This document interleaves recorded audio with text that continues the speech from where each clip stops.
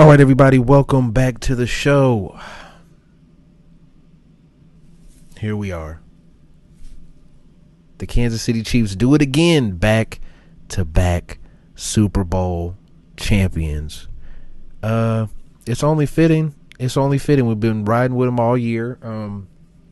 I think the lowest I had them in the top 10 was 3. The belief was always there. You got Andy Reid, you got Patrick Mahomes, you got Travis Kelce, you got Chris Jones and L'Jarius Sneed in that defense doing what they have to do with Spags calling the plays. And the fact that they got here is crazy. I kept saying that the playoffs were going to go one of two ways. They could only go one of two ways. And that was simply they lose to the Dolphins round 1 or they win the Super Bowl. That was always my thought. And they did it. They went all the way and won maybe arguably the best Super Bowl, the craziest Super Bowl. I'm trying to think. Maybe the Nick Foles Brady Super Bowl or Falcons, but the Falcons didn't even really put up a fight in the end. But this is up there. This is definitely up there with one of the best Super Bowls of all time. Just a great game all around. And I think the best way to do this is to just hop straight into the game, you know.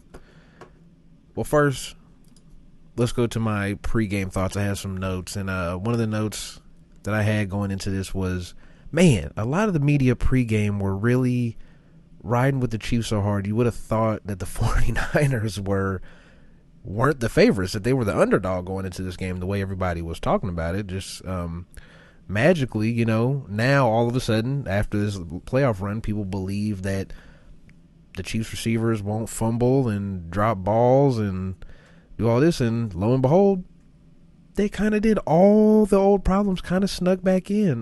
Penalties, turnovers, not a lot of drops. I mean, maybe 1 or 2 drops, just a few drops here and there, and nothing concerning. But yeah. So it starts off. The Chiefs win the coin toss. They defer. Obviously, it's pretty typical.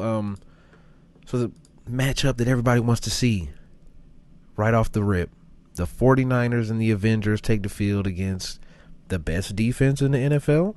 I would say so. I think statistically they're at minimum top 3.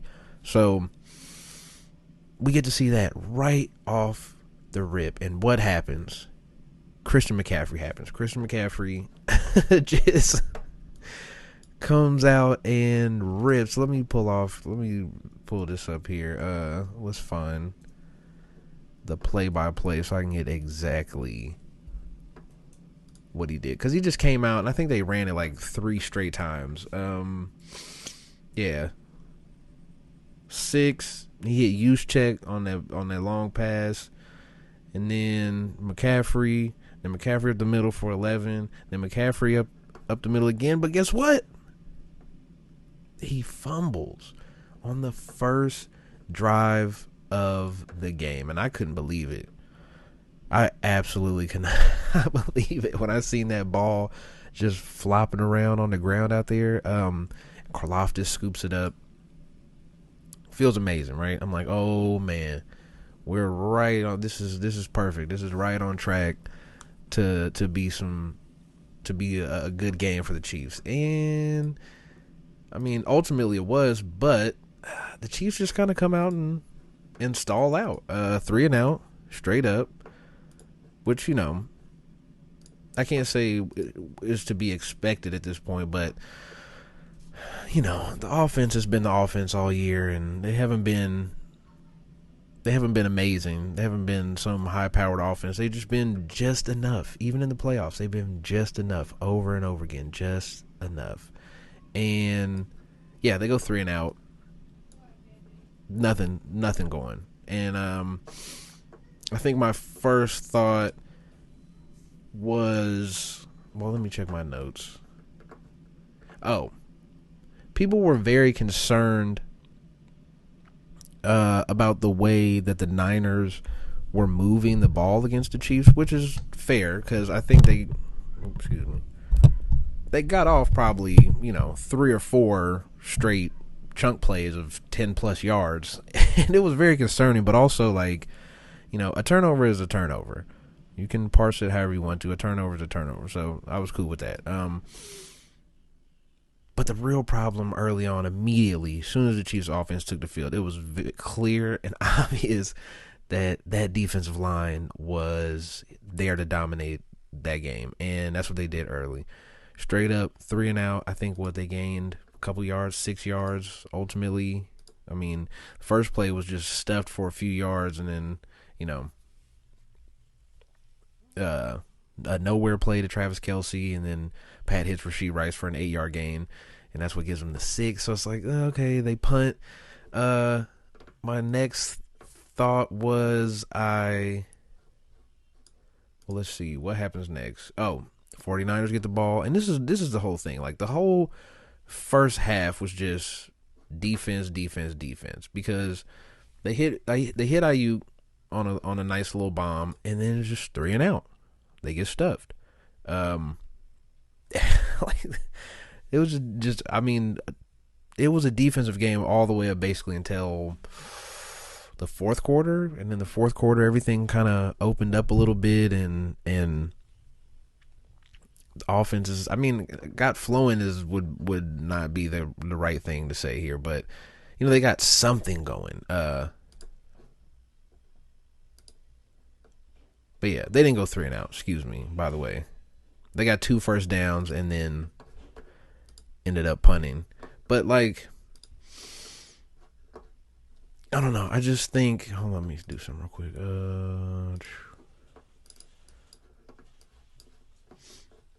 I think early on it was very clear. The Chiefs secondary came to fuck shit up, and the 49ers defensive line really came to tear things up. And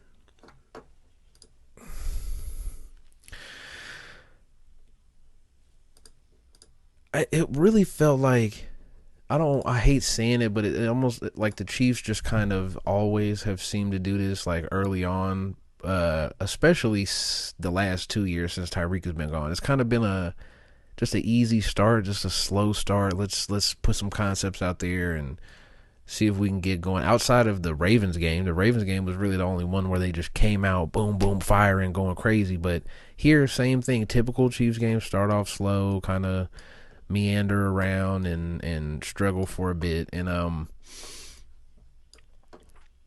I think I have here in the notes next was I think it's gonna have to be a Mahomes game. That's what I thought in the first quarter. It's gonna have to be Mahomes taking over and doing everything. That's what he ended up doing, but we're still here in the first quarter. So it was crazy. Brock Purdy's first incompletion, I think he completed 8 straight passes, and his first incompletion is just a straight ball into the dirt to Debo, where he just completely missed. Let me see if I can. Yeah, hold on. Let's see if I can play this and not get copyrighted. I'm not making no fucking money off this shit anyway, so let's do it. Oh, hold on. Let's see here. Sorry about this for the audio listeners, but yeah, his first. Damn, hold on. What am I? Okay.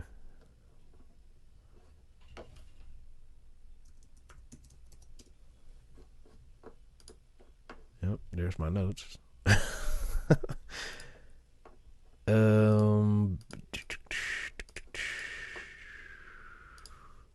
Boom. Okay. There we go. Let's pull this bad boy in so we can see it. But oh, can't see myself. Hold on. Okay, now I got it pulled up. But his first incompletion is, I can't see what the captions on. 2 minutes left in the first quarter, and let's see. The pocket, he had time, had a lot of time, and he steps up in the pocket and he just dirts it. That Debo is wide open here, just completely wide open. He just dirts it to him. 2nd and 9, and I think right after that they end up. Well, right after that, I'm pretty sure. Is this the field goal drive? Yes, this is the field goal drive. So they go down on this drive, and they get the field goal. And then next, right after that, Chiefs march down the field, right? They march right down the field. Well, first, yeah, Trent McDuffie, man. I think this was the first showing of Trent McDuffie. 3rd and long, Debo in the end zone, and he just breaks it up. First team All-Pro Trent McDuffie, across from who should have been first team All-Pro corner L'Jarius Sneed.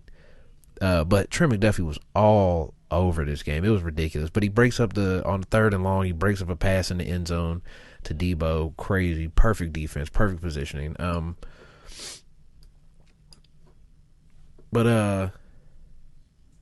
Yeah. And I kept thinking, Brock Purdy's going to throw a pick. He's going to throw a pick. It didn't happen. So the first quarter ends 3-0. It's like, okay, you hit a field goal. Right. That's cool.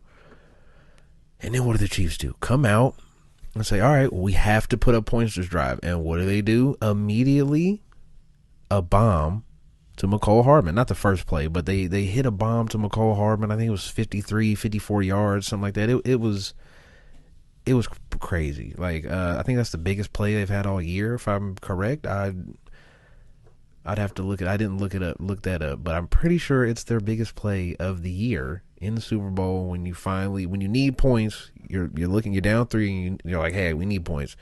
Bam, they hit that, but bam, turn right around. Fumble. I think right around this time is when you had the Travis Kelce bumping Andy Reid and doing that whole thing, and people realized that he was upset because he felt like he should have been in, and that would have been his man that he blocked. Blah blah blah blah. I don't. Does the whole Travis Kelce yelling at Andy Reid thing concern me? Not much. That might just be the relationship they have. He might have been trying to fire him up. He might have been yelling at him to put him back in, which, do you blame him after that? Like, you hit the bomb, you fumble it right at like the 10-yard line, and of course emotions are just high. It's a Super Bowl. It's getting chippy because it's a defensive battle in the first quarter. Nobody's getting any headway here, so I'll pass that. But they fumble. The line is getting cooked. Let's see. The defense gets another stop after the fumble. That is a recurring theme here. The Chiefs' top defense, really stepped up here, and I think it gets lost in the Shanahan talk, the Purdy talk, the Mahomes talk, that this defense, essentially every single time that they had to step up and make a stop early and late. The middle of the game got a little weird, but it got weird for both sides. But that defense stepped up basically every time that they were supposed to and did what they had to do, man. You fumble it in the red zone, and what does the Chiefs defense do? Get a stop. By this point, let's see what's coming up next. They punt, we punt again. Straight up, 3 and out. And at this point, I'm just like, man, this might be one of those 6-3 type of games. And I don't know what we looking at right now. Just one of the greatest offenses ever assembled, the Avengers, the 49ers, versus the greatest quarterback that's ever played the position in the NFL. And it's 3-0 basically, like going into halftime. But the 49ers finally put together a nice drive. Let's see. What play? I know there's a play in here that I'm missing. The Jawan Jennings touchdown. That was wild. The fact that they drew up that play is crazy. A hold on, let me get to it. Cause that play was wild, man. Like, like it was just ridiculous. Let me make sure all this is on the up and up. Okay, but let's play this real fast. Oops.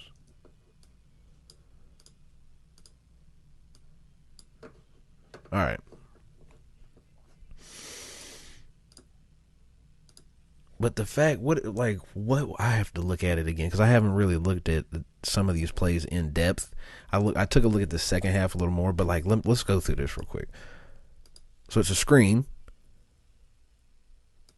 a double, a double pass screen, a double screen pass. How would you? How I don't know exactly how you would say that, but that's crazy. The fact that they really pulled that off is wild, bro. And thank God for they need to thank God for 74 because Nick Bolton came through flying. He almost picked. He would have picked that off if he didn't get hit. Well, let's see from this angle. Yeah, okay. Pass back. Yeah, even Romo said, yeah, if he doesn't hit him, then Nick Bolton is right on top of that. So good play calling from Spags again, man, but it just didn't work out. And that's how football goes sometimes. Let's speed along here. Let's see. So they go down, the Chiefs go down, kick a field goal, they get the ball back. Makes me feel a little better, right? It should make me feel great. Okay, it's 10-3. We just kicked a field goal. We coming out the half with the ball, but guess what happens? Another turnover. Pat sails it high to Travis Kelce, trying to do some magical shit and just sails it. I don't know if it's because he jumped a little bit, which I think is what it was. Like he kind of jumped and was running, and just a weird play, man. I don't know what was going on, like what his thought process was. They almost had a fumble before that, also, like opening the drive. It was just trying to do too much.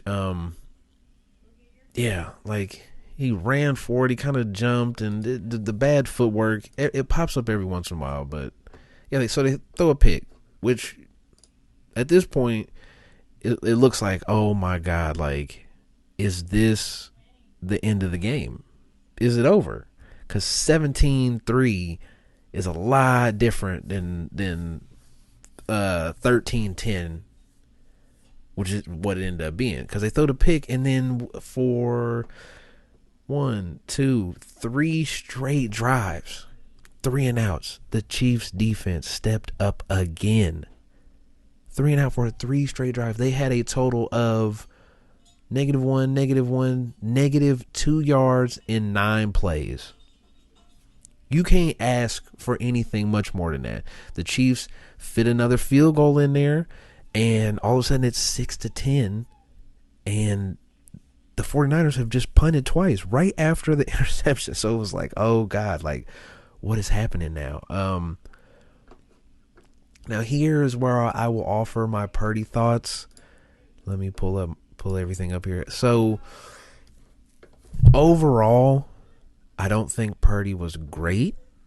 He was very good, but he had the bad stretch he had is the stretch that I think gave the Chiefs confidence, because that interception coming out the half should have just been a total momentum swag, like just a straight killer. It should have murdered any hopes that the Chiefs had of winning this game.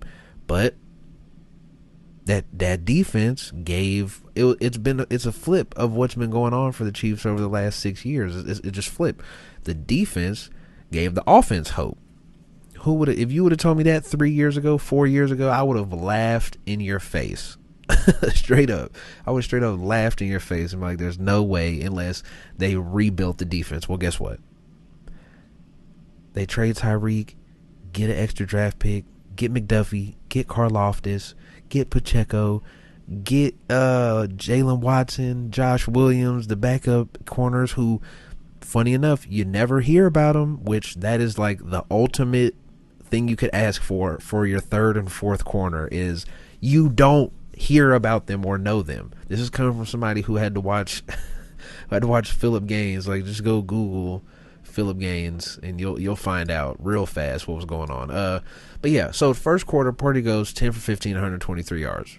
He was carving it up. He was going crazy. I mean, he had a slump in the first half too. It was a little sketchy, but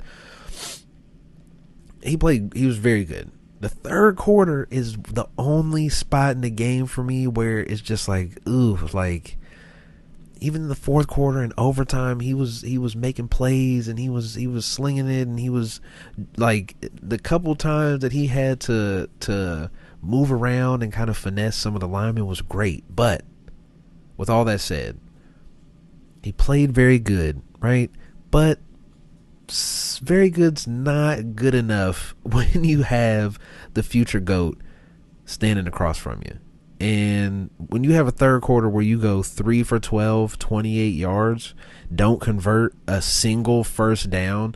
McCaffrey has 2 attempts for 5 yards and 1 target and catch for 7 yards for a whole stretch of the third quarter. Now, some of that, a couple of those completions, one of those completions to McCaffrey is on the drive where they score a touchdown, but that's right as the third. I'm just counting the third quarter because that drive where they do score was a great drive, and Purdy was awesome through that whole drive. But because he went after that. As soon he went the rest of the fourth quarter, he went 3 for 4, 34 yards. Then turned back around, went 2 for 3, 24 yards, and like, this is where the game got spicy. But you have that stretch. That is the stretch. 3 for 12, 28 yards in the entirety of the third quarter. And the majority, most of that was on the first couple. Those, like, most of those yards and stuff are the first couple passes of the drive where they go score a touchdown. So you take that out, we're talking about the man going, I think it was like 2 for 11, having a couple negative plays here, and then you just, all of a sudden you're staring at, wait, we just punted the ball to the Chiefs, got a shutout. Not a shutout, they got like 7 yards.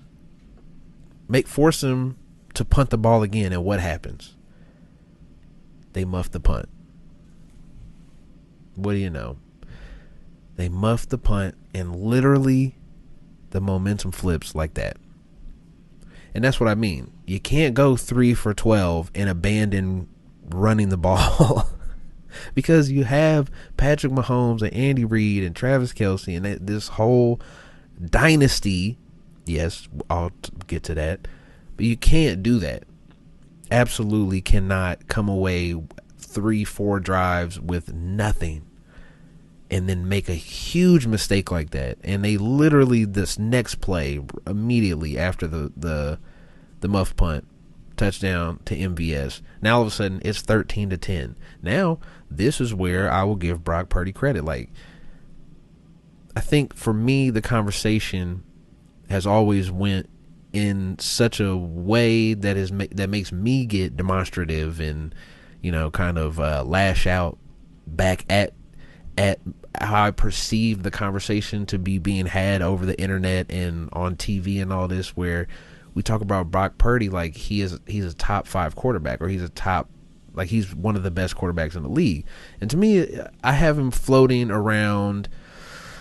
Let's see, I have it. I had a list here. But I think that was the problem, is that when we put him up so high, it gets a little bit weird. So here's the quarterback list that I had as of before the Super Bowl. Patrick Mahomes 1, I'll just say it in order.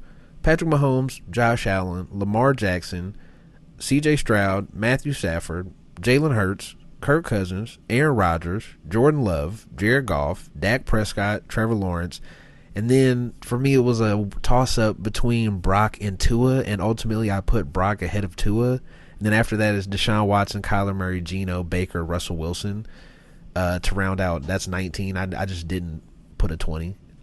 But yeah, so 13, like that's good.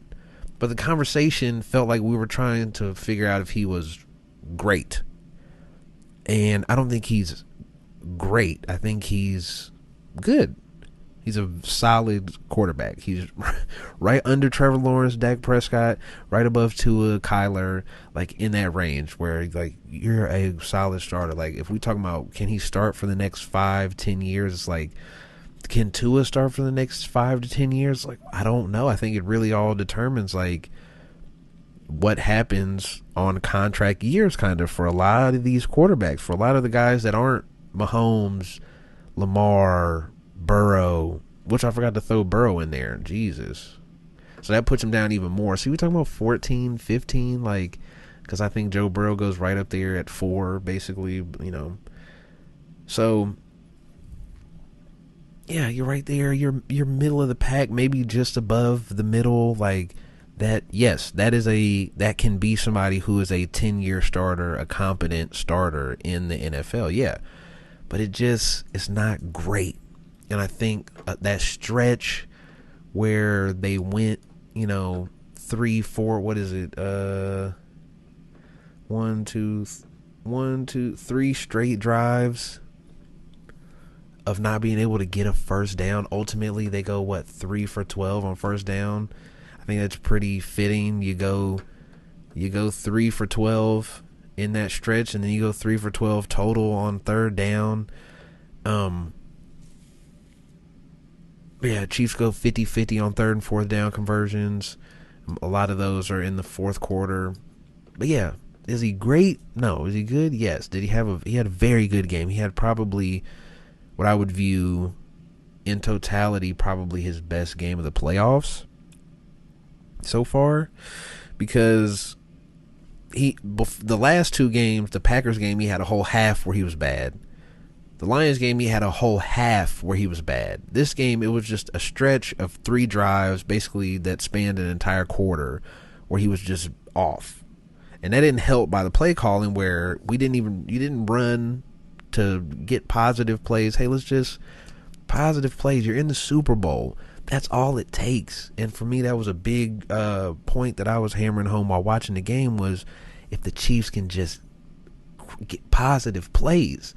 Start off getting 3 or 4 yards on first down. That makes it so much easier, whether it's pass or not. And I understand that the league has gone in a way where a lot of coaches want to get their quarterback started on first down, get a short completion on first down, then let's run and see if we can pick up the first down and do this all over again. If not, then we're at third and short. We can play a little more with whether we're going to run or pass. And I understand the concept behind that, but sometimes, like, when you got McCaffrey and Trent Williams and Kittle blocking and Debo blocking and your guys off, like, I feel like just going back down 12 personnel with a fullback and just, hey, we're just going to first play of first down every time. We're just gonna bully you. We're better than you. We gonna get 2 to 3 yards, and that's all we looking for. And if we set up the play action for second, third, that's what it felt like it was missing here a little bit. Was a lot of that play action. Like, they did a lot of motion, but I feel like that impactful play action was like those plays just weren't there all the way in the second half. Now that's not Purdy's fault. That's my whole point. Was Purdy had a very good game, and that's how I would put it. So, like, top 14, 15 quarterback, like, yeah, that could be a solid long-term starter. That's cool.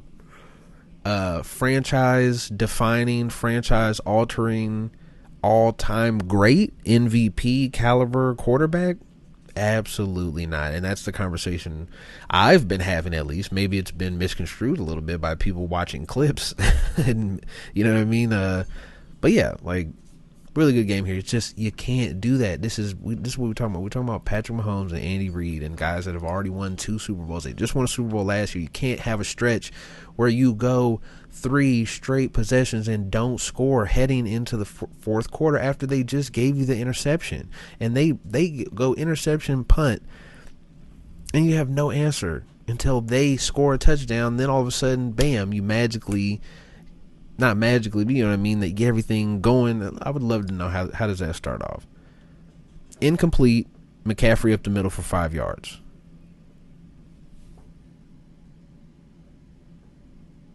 Use check up the middle to get the next first down. The next first down is the George Kittle catch, which that was wild.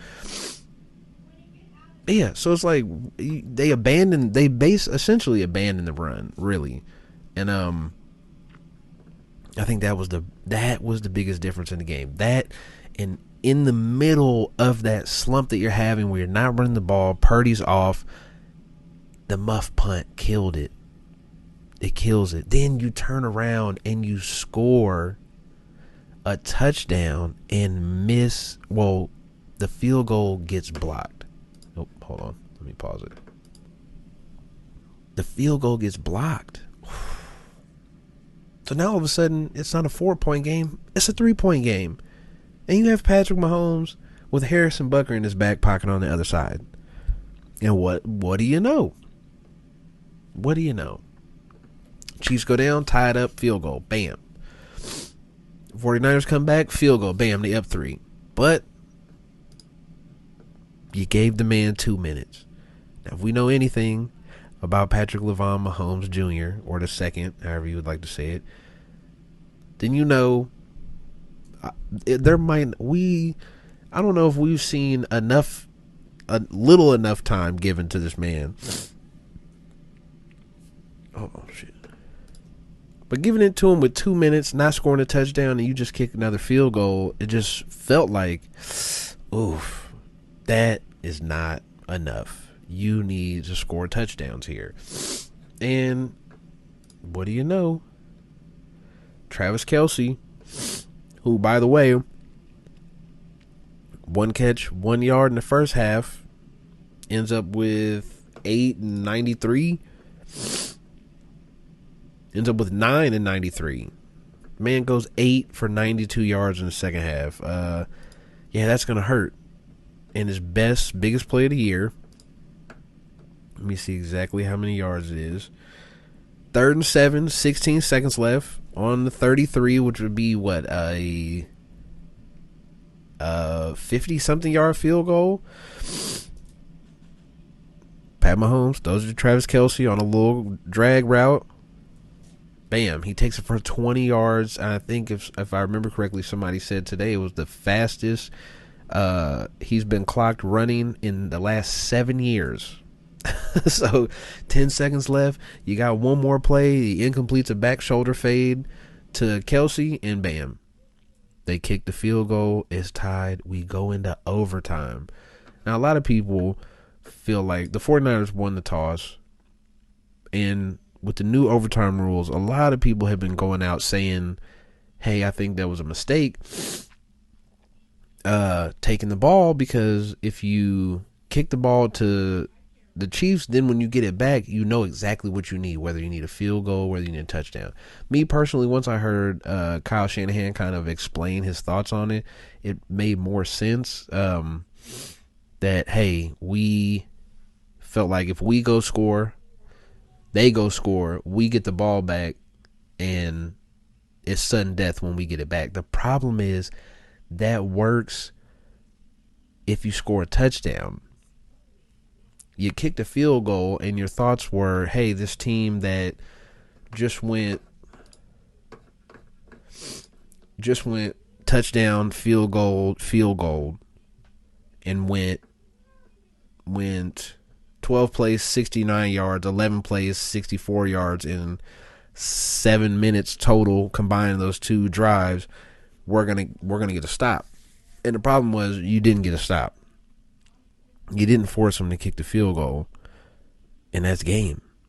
Now I don't blame the coaching choice to take to receive the ball. I think it's just one of those things of like, I don't think the position of going to overtime against Patrick Mahomes was already, you already were in a bad spot no matter what was going to happen. Like no matter what choice you made there on the kickoff, like you already kind of fumbled it, being up 10 and not even being able to go get even another field goal puts this game in a different light, where the last Chiefs drive, they need a touchdown to win. So it hurts. The missed point, or the missed extra point, was really like, that was it also. Like those two back-to-back, those are your back-to-back drives. That's tough. Or those were the two drives back-to-back, was Chiefs punt, muff, touchdown, drive down the field quickly, a 6-minute 12-play drive that went 75 yards that ended in the extra point getting blocked. It just was one of those, like, I mean, what do you, if you're Kyle Shanahan, it's just small choices. You wasted an entire quarter. That's really the problem here, is that like you wasted an entire quarter. The entire third quarter that the Chiefs gave you, that Patrick Mahomes himself threw a pick and gave you, and you wasted it. And the shit came back to bite you in the ass in the end. Not the decision to receive the ball going into overtime. It was that stretch in the third quarter. Because that stretch in the third quarter is topped off by a Chiefs touchdown. Because both teams struggled the whole third quarter. But you made one little mistake, and that broke open the whole game. And that's it, man. Now, you're looking at Patrick Mahomes. 3 Super Bowls in 5 years.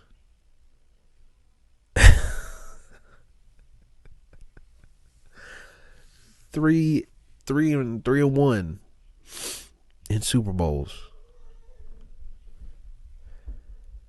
The GOAT, Patrick LeVon Mahomes, the second. You can argue all day. You can call me a homer.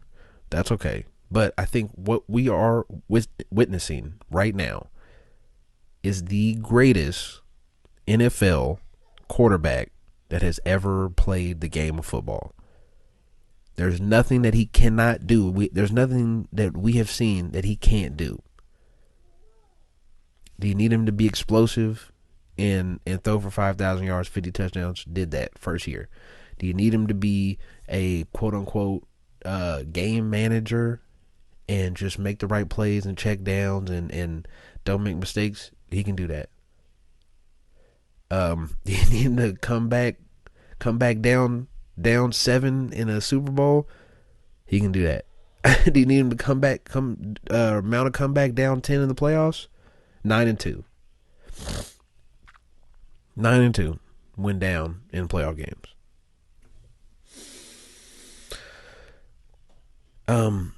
Another thing I wanted to touch on was, this is also tied in to the worst offensive year for the Chiefs. It was also the greatest playoff run of all time, I think. I don't know.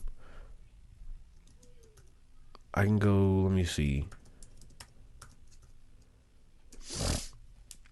Because you beat what some said was, I'll say it like this. You beat the fastest offense in the league, the run and gun Dolphins. They scored 70 points this year. Highest scoring team in the league, if I remember correctly. Maybe the Ravens were, but regardless, the fastest team in the league. You beat the Bills and Superman Josh Allen, who a lot of people have argued for the past couple of years. Maybe he's even better than Mahomes is. Well, beat him, right? You go to the Ravens, basically the hands down best team in the league. We gave Lamar the MVP based on the fact that he was the best player on the best team in the league. So that bears a lot. You can't say Lamar is the MVP without saying that the Ravens were the best team in the league. If you're saying anything else besides that, then it just doesn't even. What have you been paying attention to this whole year? Then you go and take on the 49ers and the Avengers, possibly the greatest assembly of talent on one team that we've ever seen, and you beat them in an overtime game in the Super Bowl. It doesn't. I don't know if there's a better run. I don't think Tom Brady ever had a run like this. I can go look at the postseasons and we can see if there's been a better run of beating better stretches of teams. But I don't think that there have been. So 0-1, they beat Oakland. Okay. 10-6, John Gruden team. Okay. They beat 0-1 Pittsburgh. Now that was a good team. But if I remember correctly, they didn't have the quarterback. It was Cordell Stewart, and that was the whole thing. You beat the greatest show on turf. Great win. But that's not the same. That's not the same. 2004, they beat Tennessee. They beat Peyton Manning. And then they beat the Carolina Panthers. That ain't gonna do it. Let's see. That was 03, 04. They beat Peyton, beat the Big Ben Steelers, and beat the Philadelphia Eagles. Maybe that stretch. Maybe that's the one. Andy Reid and Donovan McNabb, Big Ben, and they was 15-1, and the 15-1 Steelers. The 12-4 2004 Indianapolis Colts with Peyton Manning on a tear. They were number 1 passing offense in the league that year. Yeah, maybe that is the one that maybe rivals it a little bit. But there's so many. I could sit here and do that all day. But me personally, I think, and I don't know all the injuries and everything from back then, but the greatest playoff run of all time, the fastest offense, Superman Josh Allen, the MVP and the best team in the league, and then possibly the greatest assembly of talent on one team that we've ever seen, and you beat all those teams. I think it's the best playoff run. DVOA says it's the best playoff run. Points per game differential or whatever it was says it's the best playoff run. And I think right now it's tough for a lot of people because they hate the Chiefs. They hate Patrick Mahomes. They hate Travis Kelce.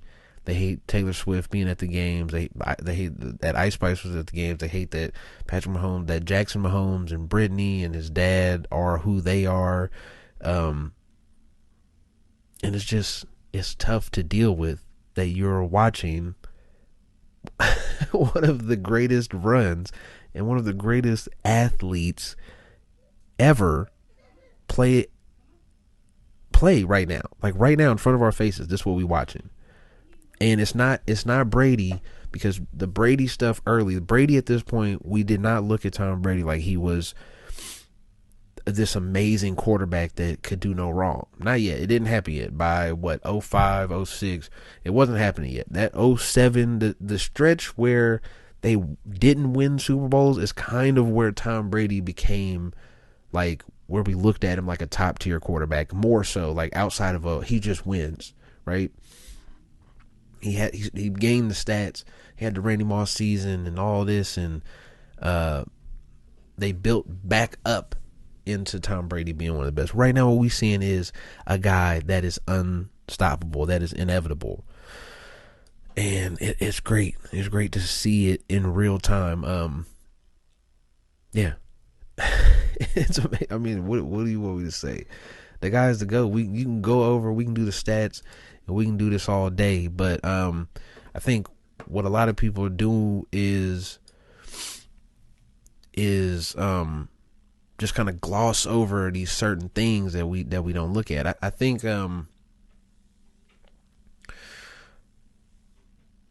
like, I hate doing this, but like for Lamar, like people have been saying that Lamar. I heard somebody say Lamar is just, oh, he's blocked by Mahomes. Well, guess what? He's not blocked by Mahomes. He lost to Phillip Rivers, Brian Tannehill, Josh Allen, Joe Burrow, and now Mahomes. So that's a little, a little different. But I wrote a list that I thought was like an excellent. Of course, of course I think it's excellent. But that's beside the point. I wrote a list of quarterbacks to appear in AFC championships and never return. And for the AFC, it's Ryan Tannehill in 2019, 2020. Made it once, never made it back. Blake Bortles in 17-18. He was 26 years old. He was out of the league a couple years later. Andrew Luck, 2014. 2014-15. He was 25. He retired 3 years later. Joe Flacco is the only other quarterback. He made it in 08-09, rookie year, 2012, 2013, 2011, 2012, and this is all between the time he was 25 to 26. And after that, he made the playoffs twice. Mark Sanchez, 2010, 2011, 2009, 2010. He was 24, 25. He never played in the playoffs ever again. Phillip Rivers made it one time in 07, 08. He was 27, never made it back again. Jake Plummer in 05, 06. He was the oldest one on this list. He's 31, and he never made it back to the AFC Championship again. Mike Vick, 04, 05, 24 years old. One of the most electric players that we've ever seen play the game. He never made it back to an NFC Championship ever again. Colin Kaepernick made it twice, 2011, 2012. They made it to the Super Bowl, and he was out of the league shortly afterwards. Now, some people will say it's the Black Lives Matter stuff. I have a tendency to believe that regardless of if that's what's happening, he was on the bench at that point anyways. So, Jared Goff, 17, 18, he was 24 years old. He just made it back. It took 7 more years to make it back to a conference championship. Russell Wilson made it in 2014, and they lost that Super Bowl in 14, and he never made it past the divisional round ever again. So I just think that we take for granted all these things, right? And like we don't want to really look at what this is. Like, another thing I did, the 20 years of AFC championships, in the past 20 years, since 2004, 7 have been hosted in New England, 3 have been hosted in Pittsburgh, 3 have been hosted in Denver, Indianapolis once, and in Baltimore this year, and in Kansas City 5 times. So that's 1, 2, 3, 4, 5, 6 different places where the AFC Championship has been hosted. If you look at the quarterbacks, it's really 1, 2, 3, 4, and then Lamar this year in 20 years. In 20 years, Brady's 6-1 in the AFC Championships. Mahomes is 3-2. Big Ben's 2-1. Peyton is 2-0. Or Peyton is has to be 4-1, and Lamar's 0-1. So, and that's playing at home in the conference championship. So if you really look at this, we're talking about, what is that? 12. Oh, that's all 20. So all 20 years. You take out Lamar this year, and you count Peyton as the same one. We're talking about 4 in 20 years. 4 quarterbacks have basically dominated the AFC, including Mahomes now. And I think that is the part that's where a lot of the majority of the hate comes from. It's just people are tired of seeing that they want parity. They want all this other stuff. And I think, honestly, I don't think that's true. I like, big picture perspective, I think it's quite the opposite, actually, because what's happening right now is the NFL through the past 5 years has been increasing in popularity, while a league that has slowly built up more and more parity over the past 5 or 6 years, the NBA, has been kind of decreasing in popularity. And I think a big part of that is the lack of familiarity with casual fans. Casual fans know Patrick Mahomes. Casual fans understand the 49ers, the Eagles, Tom Brady, Peyton Manning. They understand that there's these staples, and they'll tune in to watch these people. Like with the NBA right now, it's tough for a casual fan to get hype about the possibility of a OKC Knicks finals, right? Like nobody wants, like most people when I watch that. And I think if you had a version of that where where it's Ravens Lions, like there's a huge swath of people in America that won't watch just simply based on they don't care. And even if you aren't rooting for the Chiefs, there's the Taylor Swift stuff, there's the Mahomes stuff. People care. The people that do care, the people that, it's funny enough as it is, the people that don't really care about football and all that care about this stuff, care about the Taylor Swift and Travis Kelce stuff, care about Andy Reid, Patrick Mahomes, and all the stuff off field and everything. I think just having these staples that kind of builds up over time creates a better product. I think where the parity has to come in is that like this can't just be like if Mahomes just wins the Super Bowl every year, like let's say the craziest thing possible happens and he just rattles off 6 straight right now, just 4 more years, 4 straight years of just winning the Super Bowl. I think maybe then there will be a little bit of like people are tired, people don't want to watch that necessarily, but people do want to watch greatness, and that's what we're watching right now. Is greatness, is early 90s Michael Jordan, is late stage Tom Brady, where it was just inevitable. You knew he was going to do it, he knew he was going to do it, and it happened. And 15, man, 15 did it again. He got you. It probably won't be the last time that he gets you. So, yeah, I think that's a good place to cut off. Just doing a little recap, little talk. Probably come back sometime next week and kind of get a little deeper into some of the dynasty talk, GOAT talk. Oh, by the way, I just want to point this out. I'll clip this up.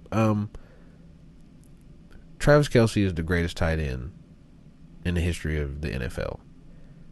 I don't care about blocking. If you're going to tell me that George Kittle is better than Travis Kelce because he blocks better, that's stupid. If you're going to tell me that Gronk is a better tight end than Travis Kelce because he blocks better, shut the fuck up. Stop it. That's dumb. When has a pivotal block changed the game? It's happened. But what do you think is more important? A pivotal block for a 5-yard run, or Travis Kelce taking it 22 yards on a drag route to put his team in the field goal range to tie it up and send it to overtime? Or Travis Kelce with 13 seconds left catching it and running it 20 yards to put his team in field goal range to send him to overtime? You tell me. Me personally, I don't give a shit about blocking at all whatsoever. Like not out of a tight end in a league that we're every year moving more and more forward into pass happy offense. So, but yeah, they did it again, back to back. Wow, good times.